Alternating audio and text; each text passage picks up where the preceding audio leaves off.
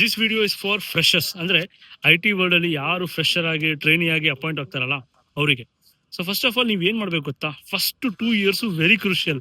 ನೀವು ಸುಮ್ಮನೆ ಕ್ಯಾಂಪಸ್ ಆಯ್ತು, ಒಳ್ಳೆ ಪ್ಯಾಕೇಜ್ ಕೊಟ್ರು, ಸುಮ್ಮನೆ ಒಳ್ಳೆ ಕಂಪ್ನಿ ಸಿಕ್ತು ಅಂತ ಹೋಗ್ಬಿಟ್ಟು ಅಲ್ಲಿ ಓತ್ಲಾ ಹೊಡ್ಕೊಂಡು ಟೈಮ್ ವೇಸ್ಟ್ ಮಾಡ್ಕೊಂಡ್ರೆ sorry bro, you are losing your future.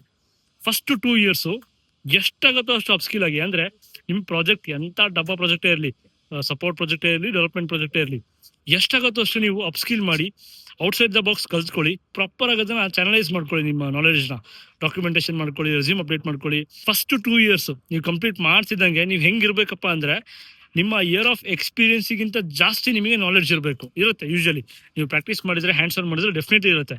So ಅವಾಗ ನೋಡಿ, ನಿಮಗೆ ಆಫೀಸ್ ಪಾಲಿಟಿಕ್ಸ್ ಇಲ್ಲ, ಯಾವ ಡಿಸ್ಕ್ರಿಮಿನೇಷನ್ ಇಲ್ಲ. You are highly paid employee. ನಿಮ್ಮ ಪ್ರಾಜೆಕ್ಟ್ ಅಲ್ಲಿ ನಿಮಗೆ ಬೆಸ್ಟ್ ರೇಟಿಂಗ್ ಸಿಗುತ್ತೆ, ಬೆಸ್ಟ್ ಹೆಕ್ ಸಿಗುತ್ತೆ. ಇಲ್ವಾ, ಹೊರಗಡೆ ನಿಮಗೆ ಬೆಸ್ಟ್ ಆಫರ್ ಸಿಗುತ್ತೆ. So within 2 years you can switch.